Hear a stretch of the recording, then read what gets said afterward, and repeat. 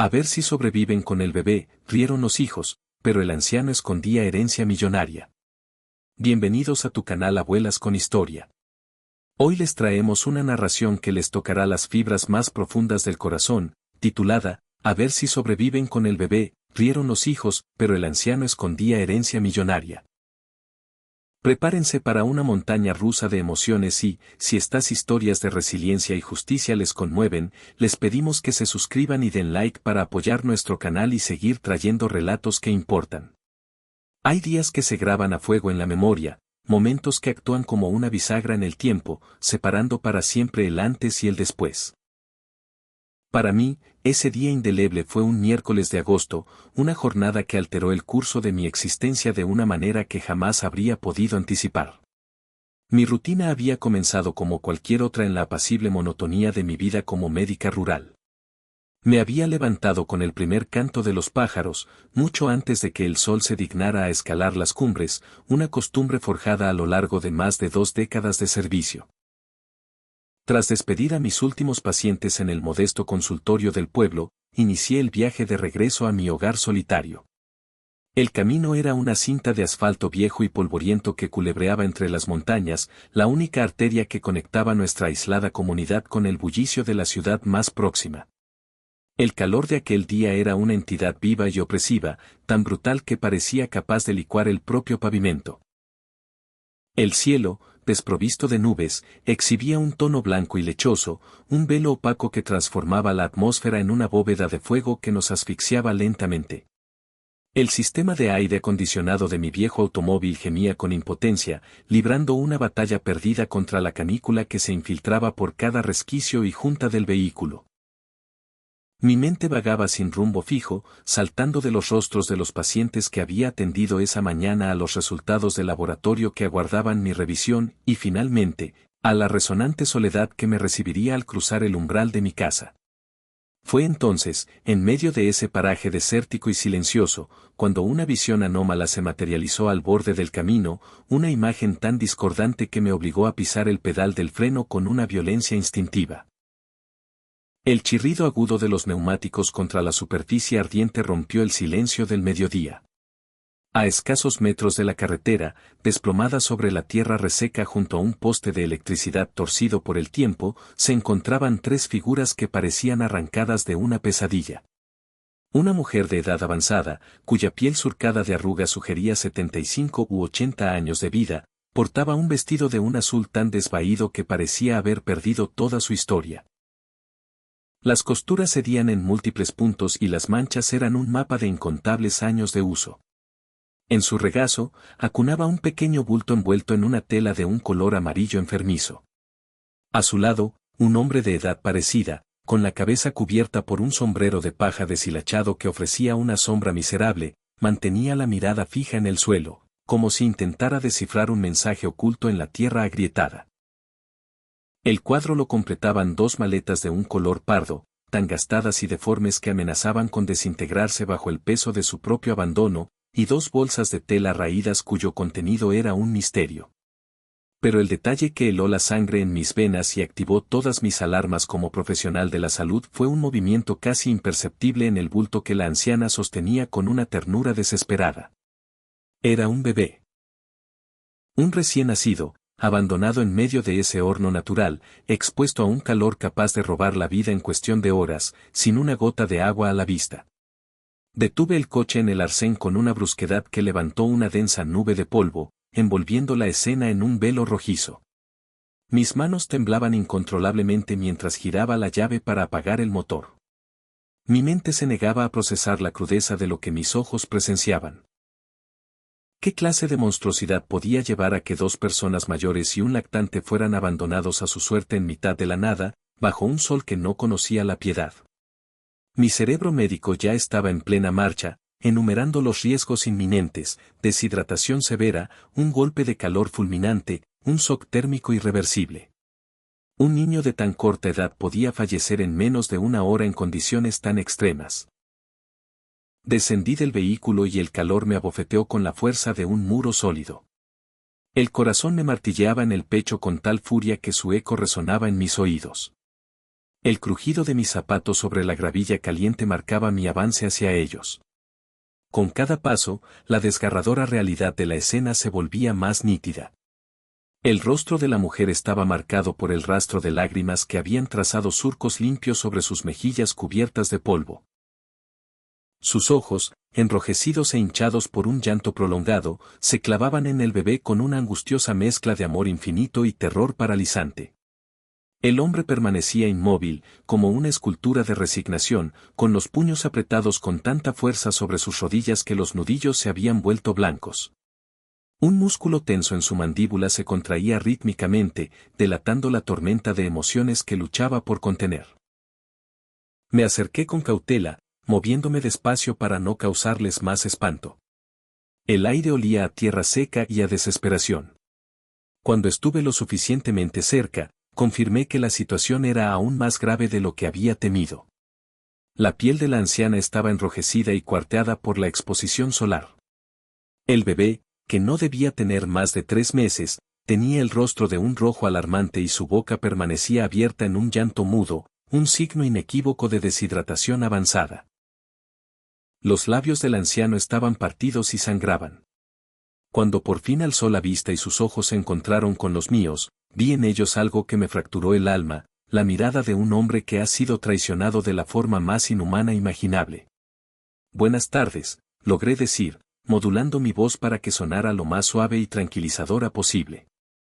Soy la doctora Isabela Reyes. ¿Se encuentran bien? ¿Necesitan ayuda de inmediato?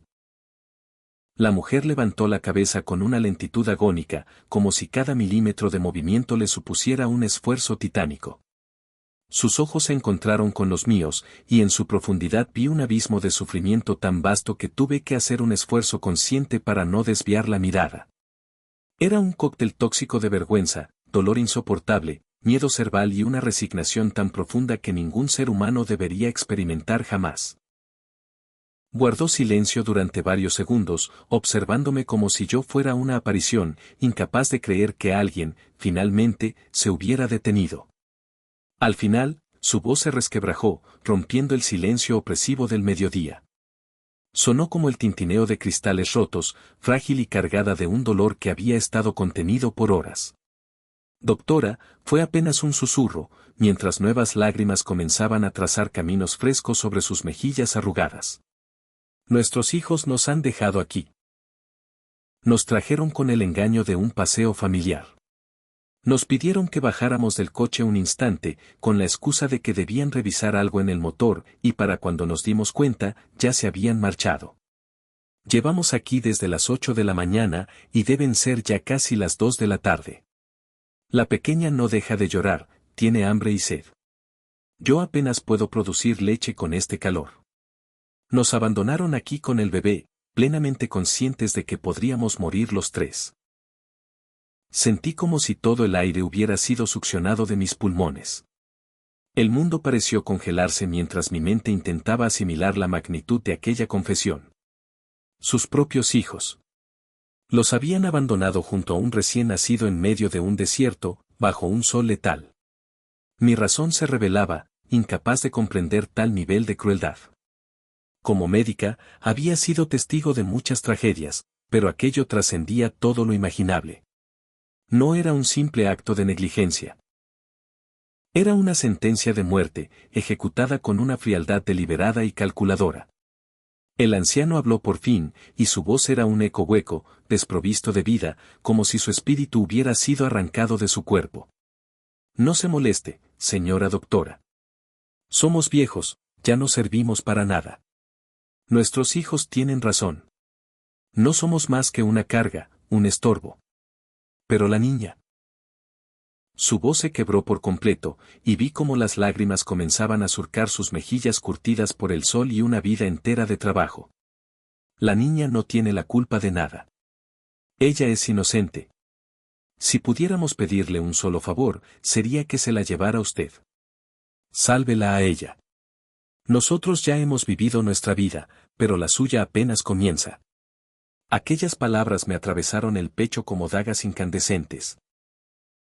¿Cómo era posible que unas personas que habían entregado su vida entera por sus hijos pudieran albergar tales sentimientos sobre sí mismos? ¿Cómo podían percibirse como una carga, cuando era evidente que lo habían sacrificado todo por su familia? Y esa pequeña criatura, ese ser inocente que no había pedido nacer en medio de tal disfunción, ¿cómo podían sus propios tíos condenarla a una muerte segura? Me arrodillé frente a ellos, sin que me importara que el polvo y la tierra mancharan mi uniforme blanco. Tomé las manos de la anciana entre las mías. Ardían como brasas y su piel era seca, como el papel más viejo y quebradizo, y temblaban con una vibración incesante que hablaba de shock y de un miedo profundo. Miré directamente a sus ojos anegados en lágrimas y convoqué toda la autoridad y compasión que mi profesión me había enseñado. Mi voz, cuando hablé, fue firme, un ancla en medio de su tormenta. Escúchenme con mucha atención, los tres. Ustedes no son una carga. No son un estorbo. Son seres humanos valiosos que merecen dignidad, que merecen respeto, y que merecen ser amados. Y les doy mi palabra de que no voy a permitir que permanezcan en este lugar ni un segundo más. Ahora mismo, nos vamos a ir de aquí. Los llevaré al hospital más cercano. La bebé necesita recibir atención médica de urgencia, y ustedes dos también. Y después de que estén a salvo, nos ocuparemos de resolver esta situación como se debe, con justicia. La anciana, Rosa, apretó mi mano con una fuerza que desmentía su frágil apariencia. Sus dedos se aferraron a los míos como si yo fuera la última tabla de salvación en un océano embravecido.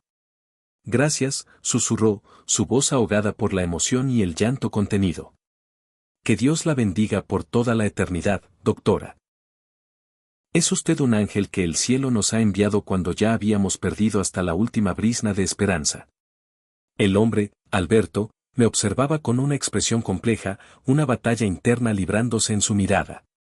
Podía percibir la desconfianza arraigada de quien ha sido traicionado tantas veces que ya no sabe cómo aceptar la bondad genuina.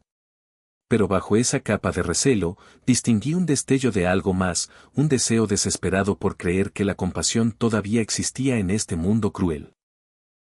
Actué con la premura que la situación exigía, consciente de que cada segundo era vital. Con sumo cuidado, tomé a la bebé de los brazos de su abuela. La pequeña ardía, su cuerpo era una pequeña brasa de fiebre. Su piel, de un rojo intenso, estaba irritada por el sol, y al revisar su pañal, confirmé que estaba completamente seco, una señal alarmante de deshidratación severa. Sus labios resecos y agrietados apenas podían emitir un gemido débil, un llanto sin lágrimas.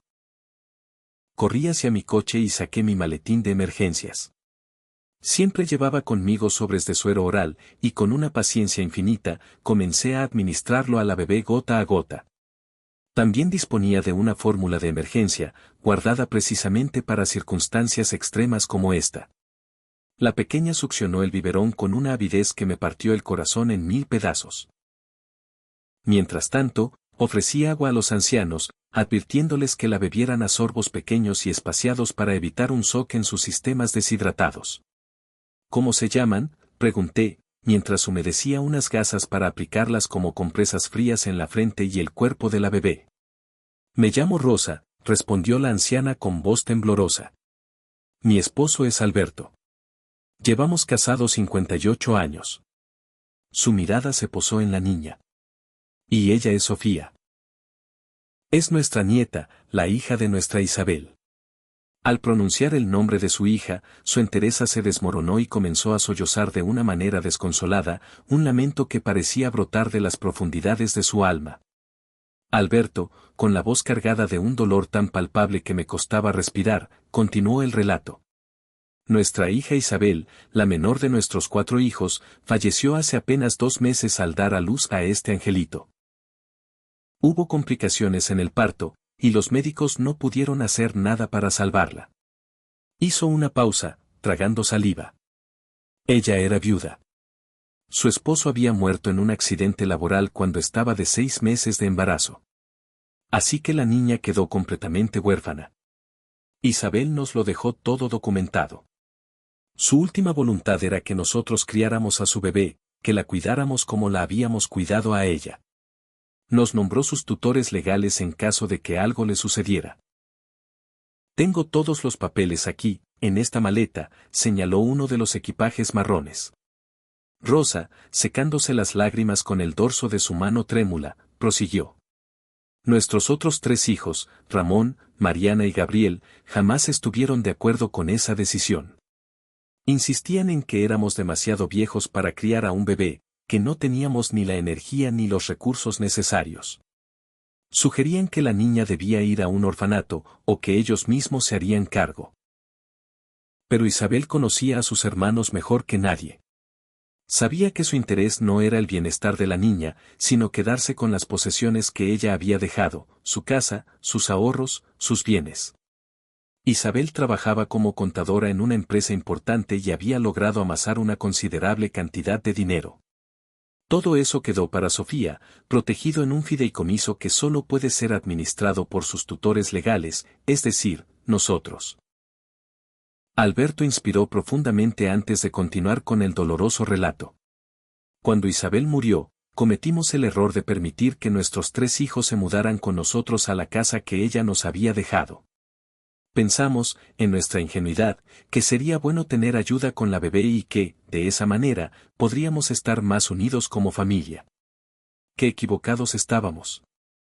Desde el primer día, comenzaron los reproches. Se quejaban de que la bebé lloraba mucho, de que les interrumpía el sueño, de que gastábamos demasiado en pañales y leche de fórmula. Nos hacían sentir como intrusos en nuestra propia casa. Bueno, para ser precisos, en la casa que Isabel nos legó, ya que la propiedad está a nuestro nombre y al de Sofía como copropietarios. La voz de Rosa se quebró aún más. Hace 3 días, Ramón nos dijo que había encontrado un lugar perfecto para nosotros. Una casa de reposo preciosa en las afueras de la ciudad, con jardines, atención médica las 24 horas, un sitio donde podríamos vivir tranquilos con la bebé. Nos emocionamos, llegamos a creer que finalmente nuestros hijos se preocupaban por nuestro bienestar. Esta mañana, vinieron los 3 en sus coches. Nos dijeron que nos llevarían a conocer el lugar. Empacamos nuestras pocas pertenencias y todo lo necesario para Sofía.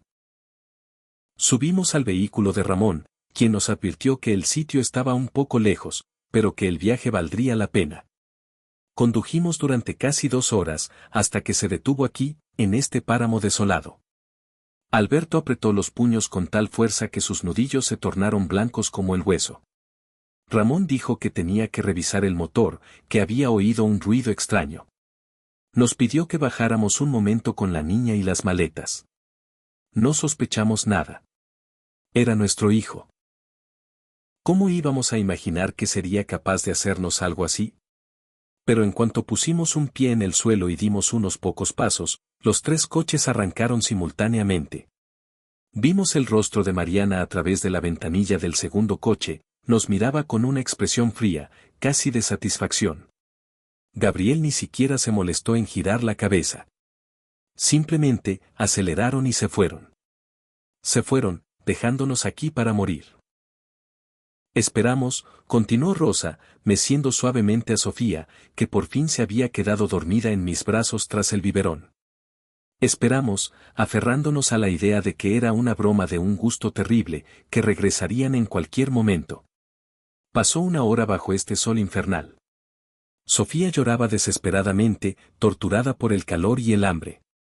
Intenté darle el pecho, pero a mi edad apenas produzco unas gotas. Pasó otra hora. El sol se volvía cada vez más implacable. Compartimos la poca agua que teníamos en una botella que guardaba en mi bolso, pero se acabó enseguida. Vimos pasar varios coches, pero ninguno redujo la marcha. Supongo que para el mundo, solo éramos 2 ancianos invisibles al borde del camino. Empezamos a aceptar nuestro destino, a comprender que moriríamos aquí los 3. Yo solo le rezaba a Dios para que, por lo menos, salvara a la niña, que alguien la encontrara a tiempo. Y entonces, apareció usted, doctora. Como un milagro caído del cielo. Las lágrimas corrían sin control por mi rostro mientras escuchaba cada palabra de aquella historia atroz. No se trataba de un simple abandono, era un intento de asesinato premeditado y cruel. Lo habían planeado todo, el lugar remoto, el calor extremo, la hora del día con menos tráfico. Su objetivo era que murieran. Querían eliminarlos a ellos y a la bebé para apoderarse de la herencia de Isabel. Vamos al hospital ahora mismo, declaré con una firmeza inquebrantable mientras los ayudaba a incorporarse y a subir a mi coche. Rosa se aferraba a una de las bolsas de tela como si contuviera el tesoro más valioso del mundo. Alberto, por su parte, cargaba las dos maletas con un cuidado exagerado, y me percaté de que, dentro del bolsillo de su camisa raída, llevaba un sobre grande y sellado, el cual protegía con su brazo como si su vida dependiera de ello. La curiosidad me picó, pero decidí que no era el momento para preguntas.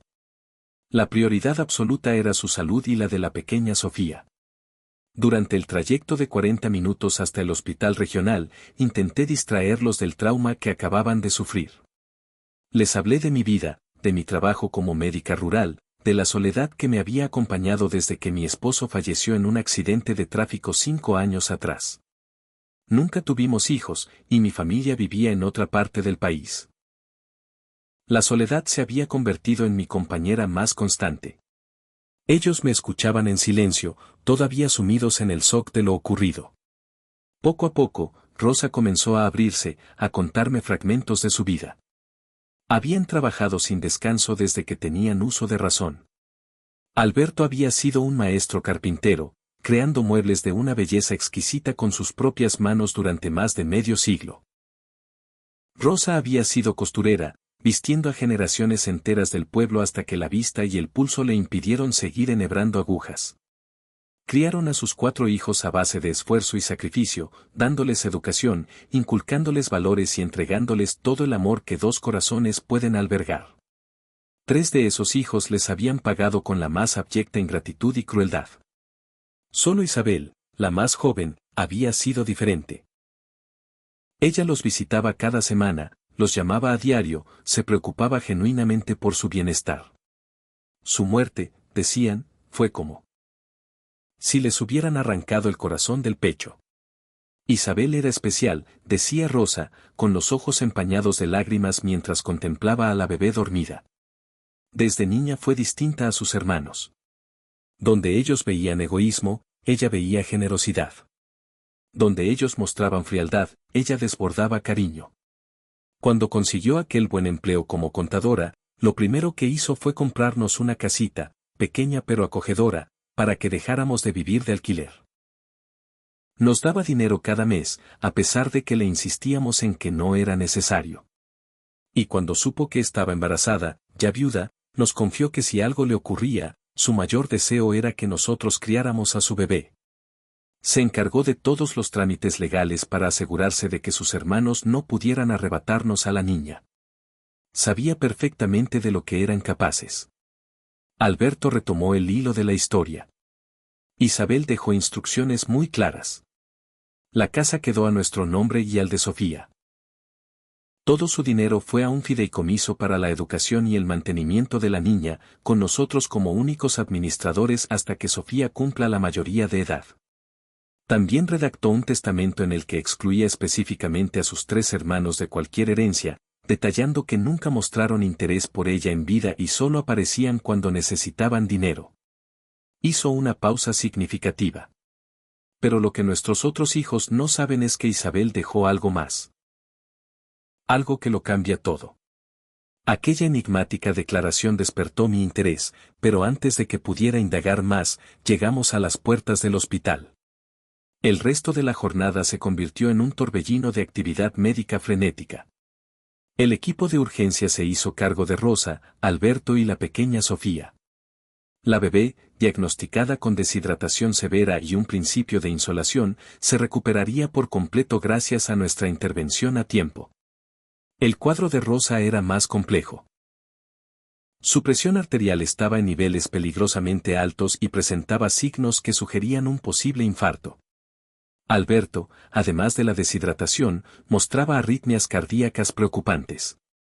Los 3 fueron ingresados para observación y tratamiento inmediato.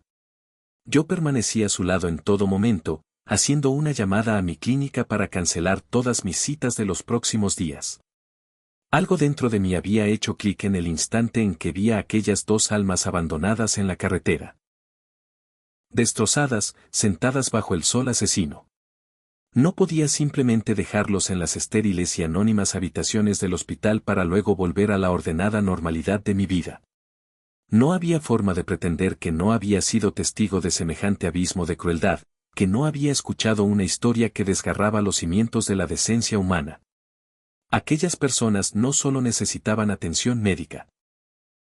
Requerían un salvavidas legal, un ancla emocional y un apoyo práctico para reconstruir su mundo hecho añicos, y en ese preciso instante, juré para mis adentros que iba a asegurarme de que recibieran todo eso y más. Mientras Rosa descansaba en su habitación de hospital, con la pequeña Sofía durmiendo plácidamente en una cuna junto a su cama, y Alberto dormitaba con un sueño intranquilo en el cuarto contiguo, aproveché ese interludio de calma forzada para examinar los documentos que habían transportado en su éxodo forzado. Con su permiso explícito, abrí con sumo cuidado el sobre que Alberto había custodiado con la devoción de un guardián de reliquias sagradas. Lo que descubrí en su interior me dejó absolutamente atónita, y de repente, las piezas del macabro rompecabezas encajaron, revelando la verdadera y escalofriante magnitud de lo que estaba en juego. El sobre albergaba un compendio de documentos legales, todos meticulosamente organizados, sellados por abogados y autenticados por notarios. En primer lugar, se encontraba el testamento de Isabel. Era un documento detallado, específico y redactado con una claridad demoledora. En él, nombraba a Rosa y Alberto como los únicos y exclusivos tutores de Sofía, así como los administradores de todo su patrimonio. Con una prosa desgarradora pero firme, explicaba las razones que la llevaron a excluir a sus hermanos, dejando constancia de que era una decisión meditada y tomada en pleno uso de sus facultades mentales, un hecho certificado por informes médicos y psicológicos adjuntos. A continuación, había un fajo de escrituras de propiedad. Isabel no solo les había legado la casa en la que vivían, también era propietaria de 2 apartamentos adicionales que estaban alquilados, generando unos ingresos mensuales sustanciales. Estos bienes también estaban protegidos por el fideicomiso para Sofía, bajo la administración de sus abuelos. Pero el hallazgo más impactante, la verdadera joya de la corona, se encontraba al final del sobre. Era la escritura de propiedad de un rancho de 120 hectáreas, enclavado en las afueras del estado. Se trataba de tierras fértiles, bendecidas con sus propias fuentes de agua, y en su centro se erigía una imponente casa de adobe que había sido completamente renovada apenas un año antes del trágico fallecimiento de Isabel. La propiedad contaba con establos, graneros y toda la infraestructura necesaria para poner en marcha una operación agrícola próspera. El valor de aquella propiedad ascendía a varios millones de pesos. Y el detalle crucial, la estocada final al plan de los hijos codiciosos, era que la escritura estaba a nombre de Rosa, Alberto y Sofía como copropietarios. Isabel había adquirido el rancho como una inversión a largo plazo y como el santuario donde sus padres podrían retirarse a vivir en paz, pero el destino le impidió contarles su plan antes de morir. Adjunta a la escritura, había una carta. La caligrafía de Isabel era elegante y firme, y mientras mis ojos recorrían sus palabras, sentí como las lágrimas comenzaban a brotar sin control, empañando mi visión. Decía: queridos papá y mamá, si están leyendo estas líneas, es porque mi cuerpo ya no está con ustedes. No pueden ni imaginar el dolor que siento al saber que no estaré ahí para verlos envejecer en paz, para cuidar de ustedes como ustedes me cuidaron a mí durante toda mi vida. Por esa razón, hice todo lo que estuvo en mi mano para asegurarme de que estuvieran protegidos, incluso después de mi partida. Este rancho es para ustedes. Lo compré hace 2 años con todos mis ahorros y un préstamo que ya está casi saldado. Los pagos mensuales se deducen automáticamente de mi cuenta de ahorros, que ahora será administrada por ustedes. En 5 años, el rancho estará completamente pagado y su valor se habrá triplicado. Este es mi regalo para ustedes y para mi bebé.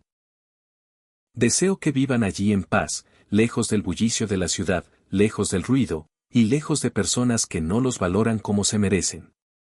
Mis hermanos nunca han sido buenos con ustedes, y sé que su comportamiento solo empeorará cuando yo no esté.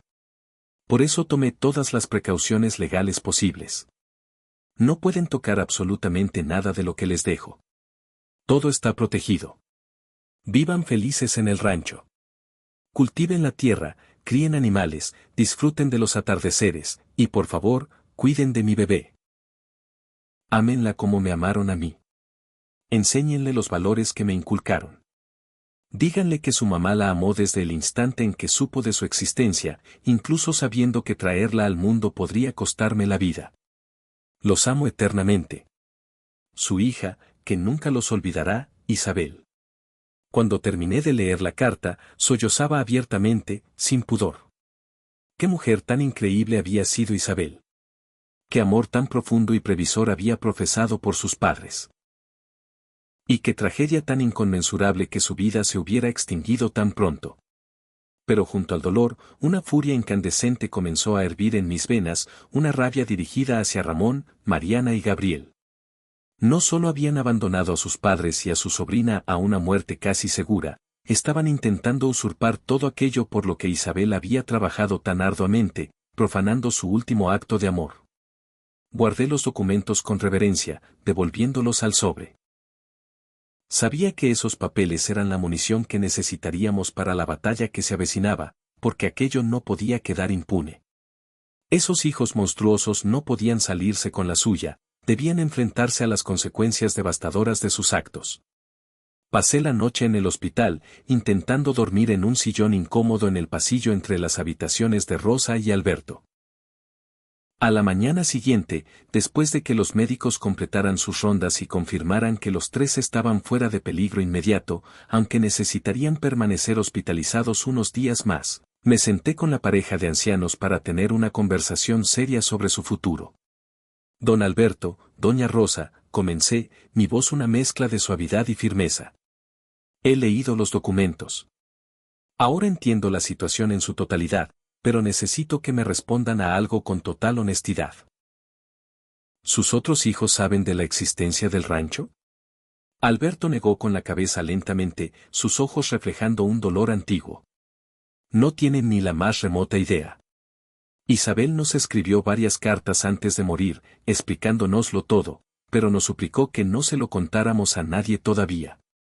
Quería darnos la sorpresa, llevarnos allí en persona después de que naciera la bebé, pero la muerte se la llevó antes de que pudiera hacerlo. Los papeles llegaron por correo certificado justo después de su funeral, con instrucciones de un abogado. Ni siquiera nosotros hemos puesto un pie en ese lugar. Solo sabemos que existe y que es nuestro.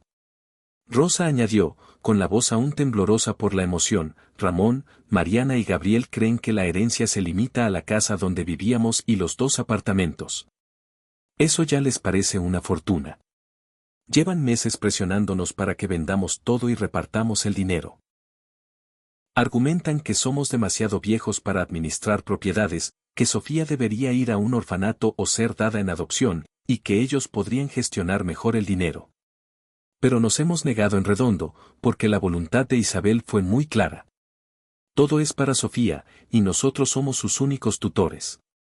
Por eso nos abandonaron, concluyó Alberto con una amargura que helaba la sangre. Creyeron que si moríamos en ese lugar desolado, obtendrían automáticamente la custodia de Sofía como los únicos parientes vivos, y con la custodia, vendrían los derechos sobre toda la herencia. No saben que Isabel los excluyó específicamente, ni que el fideicomiso tiene cláusulas de protección muy estrictas. Si algo nos sucediera, la custodia de Sofía y la administración del patrimonio pasarían a un gestor neutral designado por Isabel, no a ellos. Pero su codicia los cegó, no se detuvieron a pensar en los detalles. Solo pensaron en deshacerse de nosotros de la forma más cruel imaginable. Sentí que la rabia me subía por la garganta. Esto no se va a quedar así, declaré con una determinación de acero. Vamos a denunciarlos.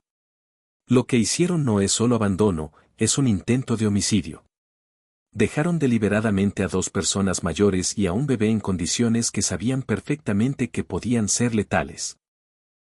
Además, están intentando apropiarse de manera fraudulenta de una herencia que legalmente no les pertenece. Esto tendrá consecuencias. Rosa me tomó la mano, sus ojos llenos de preocupación. Doctora Isabela, no queremos causarle problemas. Ya ha hecho usted demasiado por nosotros. No me están causando ningún problema, respondí con firmeza. Ustedes son las víctimas de un crimen atroz. Yo fui testigo de las condiciones en las que los encontré. Mi testimonio será crucial en cualquier investigación. Saqué mi teléfono y les mostré las fotografías que había tomado en la carretera. Había documentado cada detalle, la ubicación remota, el sol abrasador, el estado de deshidratación en el que se encontraban, las maletas tiradas en el polvo. Estas fotos son la prueba irrefutable de cómo los dejaron. Son evidencia. Alberto asintió lentamente, una nueva luz de determinación en su mirada. Tiene razón, doctora. Isabel hizo todo lo posible para protegernos, incluso desde el más allá. No podemos permitir que su sacrificio sea en vano. Debemos luchar por ella, por Sofía, y por todos los padres ancianos que sufren el maltrato de sus hijos.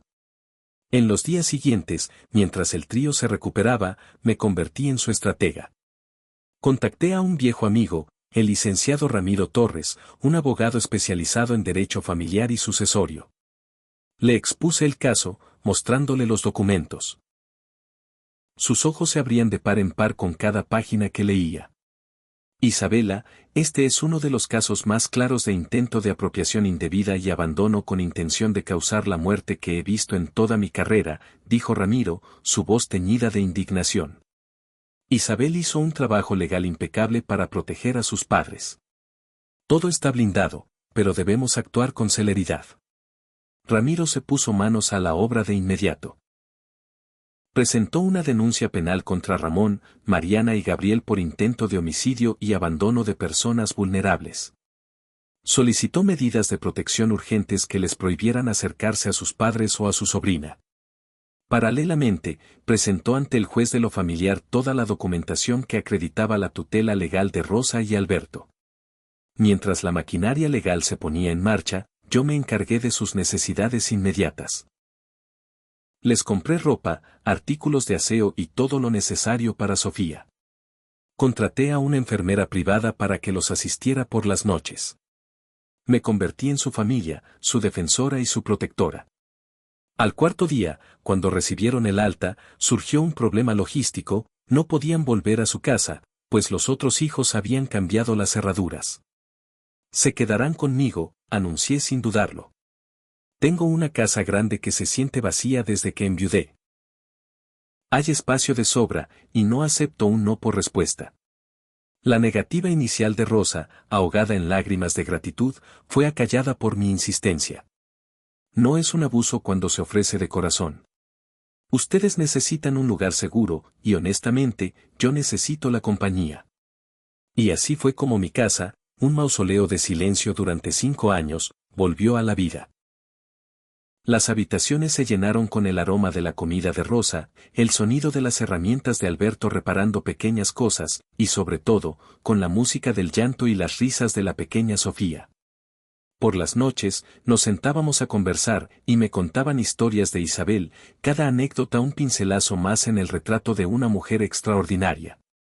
Una tarde, 2 semanas después de su llegada, Alberto me llevó al jardín. Sacó el sobre y me mostró una escritura adicional que yo no había visto. Este es el rancho, dijo. Pero lo que no le contamos es su verdadero valor. Isabel investigó a fondo. La zona fue declarada de desarrollo agrícola protegido. Lo que ella compró por 2 millones, ahora vale más de 7.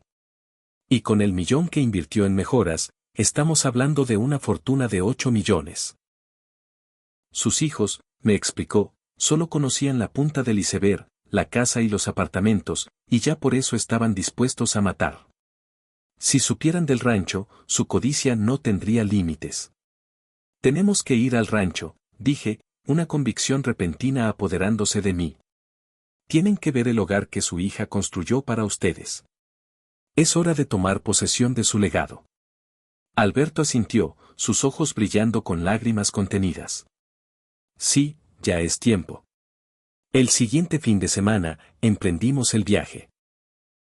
Dejamos atrás la ciudad y nos adentramos en un paisaje de campos verdes y montañas distantes. Era un mundo de paz, el antídoto perfecto para el infierno que habían vivido. Después de casi 3 horas, giramos por un camino de tierra bajo un arco de madera que rezaba, Rancho La Esperanza. Avanzamos unos metros más, y lo que se desplegó ante nuestros ojos nos dejó a todos sin aliento. Cuando finalmente llegamos a la propiedad, el aliento se nos quedó atrapado en la garganta.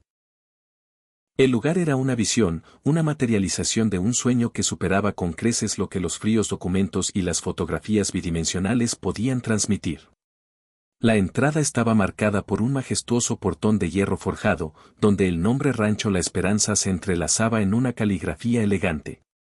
Un camino de tierra, compactado y bien mantenido, serpenteaba entre hileras de árboles frondosos que prometían una sombra fresca, guiándonos hacia el corazón del refugio. La casa principal era una obra maestra de arquitectura tradicional, una construcción de adobe que había sido restaurada con un amor y un respeto evidentes. Sus paredes, de un blanco inmaculado, parecían absorber la luz del sol, mientras que las grandes ventanas con marcos de madera pintados de un sereno azul cielo ofrecían una promesa de vistas espectaculares. El techo de tejas rojas, brillante y perfecto, coronaba la estructura. Un porche amplio y acogedor, con columnas de madera maciza y mecedoras que invitaban a la contemplación, rodeaba toda la construcción. Más allá de la casa, los campos se extendían en una ordenada cuadrícula, con secciones claramente delimitadas para diversos tipos de cultivos, un tapiz verde y marrón de vida latente. A la izquierda, se alzaban los establos, estructuras grandes y sólidas que hablaban de una planificación meticulosa. A la derecha, un huerto floreciente exhibía árboles jóvenes pero ya cargados de fruta, mangos, aguacates, naranjas y limones colgaban de las ramas como joyas. Rosa descendió del coche con Sofía en sus brazos y se quedó inmóvil, una estatua de asombro y emoción, mientras las lágrimas surcaban libremente sus mejillas. Mi niña, susurraba una y otra vez, su voz un murmullo roto por el amor y el dolor. Mi preciosa niña hizo todo esto para nosotros. Alberto, como si caminara en un sueño, se dirigió lentamente hacia la casa. Sus manos, curtidas por décadas de trabajo, temblaban visiblemente al sacar la llave que venía en el sobre y abrir la puerta principal. Entramos con una sensación de reverencia, como si estuviéramos cruzando el umbral de un lugar sagrado. El interior nos dejó sin palabras una vez más. Isabel había logrado una simbiosis perfecta entre el encanto rústico del adobe original y todas las comodidades de la vida moderna. La sala de estar era un espacio amplio y luminoso, con vigas de madera oscura en el techo que contrastaban con los suelos de baldosa de barro pulido. Los muebles, cómodos y acogedores, invitaban a quedarse. La cocina era el sueño de cualquier cocinero, espaciosa y completamente equipada, con una estufa de leña tradicional en una esquina y electrodomésticos de última generación en la otra. Había 4 dormitorios, cada uno con su propio baño. El principal era una suite de lujo, con una cama enorme, un vestidor y ventanales que se abrían al huerto. Pero el golpe de gracia, el detalle que nos hizo derrumbar a todos, fue la habitación que Isabel había preparado para Sofía. Era un santuario de amor. Una cuna de madera hermosamente tallada ocupaba el centro, junto a un cambiador y un armario repleto de ropa de bebé de todas las tallas, juguetes y libros infantiles. Y en la pared, enmarcada como la obra de arte más preciosa, había una carta de Isabel para su hija. Con la voz quebrada por la emoción, Rosa leyó las palabras en voz alta. Mi amada Sofía, cuando leas esto, ya serás lo suficientemente grande para entender. Tu mamá te amó más que a su propia vida. Preparé este cuarto para ti con todo mi corazón, imaginando cada momento feliz que pasarías aquí. Te imaginaba despertando con el canto de los pájaros, te imaginaba enseñándote a plantar tu primer árbol y viéndote correr por los campos persiguiendo mariposas. Si estás leyendo esto, es porque no pude estar allí para verlo, pero quiero que sepas que cada decisión que tomé fue pensada en tu felicidad y en la de tus abuelos, quienes te amarán como me amaron a mí. Sé feliz, mi niña hermosa. Vive en este rancho que compré para ti. Ama la tierra, respeta la naturaleza y valora a las personas que te aman de verdad. Y recuerda siempre que tu mamá dio su vida para traerte a este mundo, porque valiste cada segundo. te amo eternamente, tu mamá, Isabel. Cuando Rosa terminó, todos sollozábamos sin consuelo. Aquella mujer excepcional había pensado en cada detalle, había tejido una red de amor y protección para su familia desde más allá de la muerte. Dedicamos el resto del día a explorar el rancho. Alberto, con sus conocimientos de carpintero, inspeccionó los establos y declaró que estaban en perfectas condiciones. Los campos contaban con sistemas de riego instalados, listos para ser activados. El huerto ya ofrecía sus primeros frutos. El pozo manaba agua limpia y abundante, y una casa de herramientas estaba completamente equipada. Podríamos vivir aquí, dijo Rosa de repente, mientras observábamos el atardecer desde el porche. Podríamos criar a Sofía en este paraíso, lejos de la maldad del mundo. Podríamos ser felices. Alberto asintió, una resolución firme en su mirada. Esto es lo que Isabel quería. Es hora de honrar sus deseos. Me senté con ellos, y los tres vimos cómo el sol se ocultaba tras las montañas, pintando el cielo de tonos dorados y púrpuras. Yo los ayudaré, prometí. Los ayudaré a mudarse, a poner esto en marcha. No están solos. Rosa me tomó de la mano. Usted ya es nuestra familia, doctora Isabela. Isabel nos puso ángeles en el camino, y usted es la principal. Regresamos a la ciudad con un plan. Nos mudaríamos al rancho tan pronto como la situación legal quedara zanjada. La batalla, sin embargo, llegó a nuestra puerta antes de lo esperado. 2 días después, el timbre sonó con una insistencia violenta. Al mirar por la mirilla, sentí un escalofrío. Eran Ramón, Mariana y Gabriel. Nos habían encontrado. Abrí la puerta solo una rendija. ¿Qué quieren?, pregunté, mi voz gélida. Ramón intentó esbozar una sonrisa de falsa preocupación. Venimos a ver a nuestros padres. Estamos muy preocupados. Mentirosos, espeté. Los abandonaron para que murieran. No tienen ningún derecho a preocuparse ahora. Mariana se indignó. ¿Cómo se atreve? Usted no sabe nada. Fue un malentendido. Nuestros padres son mayores, se confunden. La insultante condescendencia en su voz me enfureció. No me tome por estúpida. Los encontré después de 6 horas bajo un sol asesino. La bebé estaba al borde de la muerte. Eso no es un malentendido, es un intento de asesinato. Yo soy su familia ahora, resonó una voz firme detrás de mí. Era Rosa, erguida y desafiante. La familia es quien te ama y te cuida, no quien te deja tirado en una carretera. Ustedes dejaron de ser mi familia ese día. Ramón ignoró sus palabras. Mamá, necesitamos hablar de asuntos importantes.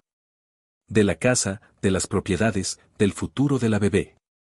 No hay nada que hablar, intervino Alberto. Isabel lo dejó todo muy claro. Ustedes no tienen derecho a nada. Mariana soltó una risa cruel. ¿Ustedes criando a un bebé? Por favor. No pueden ni cuidarse solos. Esa niña necesita una familia joven. Lo que ustedes quieren es el dinero, dije con asco. Pero no va a funcionar. El testamento es blindado. Y ya hay una denuncia penal en su contra. Palidecieron. Una denuncia, balbuceó Ramón. Yo, respondí, mirándolo a los ojos. Por intento de homicidio. Tengo pruebas, fotos, informes médicos. Consigan un buen abogado. Gabriel intentó forzar la entrada. Necesitamos hablar con ellos a solas. No van a hablar con nadie, dije, cerrándoles la puerta en la cara. Y si se atreven a volver, llamaré a la policía. Hay una orden de restricción en camino. Escuché sus maldiciones y amenazas mientras se alejaban. Esos viejos no pueden quitarnos lo que es nuestro por derecho, gritó Ramón. No tienen ningún derecho, replicó Alberto desde adentro, con una fuerza renovada. Isabel sabía exactamente la clase de personas que eran. Los días siguientes fueron una guerra legal. Contraatacaron, alegando que Rosa y Alberto eran seniles e incompetentes. Pero el licenciado Torres estaba preparado. Desmontó cada una de sus mentiras con la sólida evidencia que Isabel había dejado, informes médicos que certificaban su lucidez al redactar el testamento, las cartas que detallaban años de abandono por parte de sus hermanos, y evaluaciones recientes que confirmaban la capacidad de los abuelos, especialmente con mi apoyo. Mi testimonio y las fotografías del abandono fueron devastadores. Pero el golpe de gracia fue la revelación del rancho de 8 millones de pesos, una fortuna que ellos desconocían y que estaba legalmente fuera de su alcance para siempre. En la corte, el juez, un hombre de semblante severo, escuchó todo con atención. Su veredicto fue una condena fulminante. En todos mis años en este tribunal, comenzó, su voz resonando en la sala, he visto muchos casos tristes de codicia familiar. Pero este supera todo lo imaginable. Ustedes no solo intentaron robar una herencia, sino que abandonaron a sus propios padres y a su sobrina a una muerte casi segura. Eso no es codicia, es maldad pura. Ratificó el testamento de Isabel en su totalidad, confirmó la custodia de Rosa y Alberto, me nombró tutora auxiliar y ordenó que la investigación penal por intento de homicidio siguiera su curso. Ramón, fuera de sí, gritó que era injusto. El juez lo fulminó con la mirada. Ustedes renunciaron a cualquier derecho moral y legal el día que los abandonaron. Caso cerrado. Salimos del juzgado y nos abrazamos, llorando de alivio. La justicia, por una vez, había triunfado. Los 3 hermanos enfrentarían cargos criminales que los llevarían a prisión por varios años. Nuestra nueva vida podía comenzar. La mudanza al rancho La Esperanza fue una terapia. Vendí mi casa y me uní a ellos permanentemente, aceptando un puesto en la clínica del pueblo cercano. Cada caja desempacada, cada flor plantada, era un paso hacia la sanación. Alberto rejuveneció trabajando la tierra. Rosa convirtió la casa en un hogar rebosante de calidez. Y yo encontré mi propósito dividiendo mi tiempo entre mis pacientes y mi nueva familia, aprendiendo a sembrar, a criar animales, a vivir de verdad. Sofía creció sana, feliz y salvaje, corriendo por los campos como su madre había soñado. 3 años después, el rancho era un negocio próspero. Vendíamos productos orgánicos, mermeladas famosas y quesos artesanales. Pero nuestra mayor riqueza era la paz. Rosa y Alberto envejecían con la dignidad y el amor que siempre merecieron. Yo había encontrado la familia que el destino me había negado. A veces pienso, dijo Alberto una tarde, que tuvimos que pasar por todo ese infierno para llegar a este paraíso. Y yo supe que tenía razón. Sin su crueldad, nunca nos habríamos encontrado. Los años pasaron. Rosa falleció a los 84 años, en paz, en su cama, en su rancho, rodeada de amor. Alberto la siguió 2 años después, muriendo tranquilamente mientras dormía. Los enterramos juntos, bajo un árbol, en el pueblo que los había acogido. Sofía, que ahora tenía 7 años, prometió cuidar de su legado. La crié como a mi propia hija, contándole siempre la historia de su valiente madre y de sus amorosos abuelos, y también la lección sobre sus tíos, que la sangre no te hace familia, el amor sí. Se convirtió en una joven brillante y bondadosa. Estudió agronomía y, al cumplir los 18, tomó las riendas de su herencia millonaria. Con una madurez asombrosa, usó parte de su fortuna para crear la Fundación Isabel Morales, dedicada a ayudar a ancianos abandonados. Puso el rancho a nuestro nombre, como copropietarias. Sin ti, tía Isabela, me dijo, nada de esto existiría. Envejecí en ese paraíso, viendo a Sofía casarse con un buen hombre y tener sus propios hijos, a quienes llamaron Rosa y Alberto. Mis días transcurrían en el porche, viendo a mis nietos jugar en los mismos campos, sintiendo la presencia amorosa de aquellos que se habían ido. A mis 85 años, mi corazón está lleno. Los hermanos salieron de la cárcel, pero nunca más supimos de ellos, perdidos en la amargura de su propia codicia. Mi vida es la prueba de que el amor es más fuerte que la sangre y de que, a veces, el simple acto de detenerse en el camino puede llevarte a casa.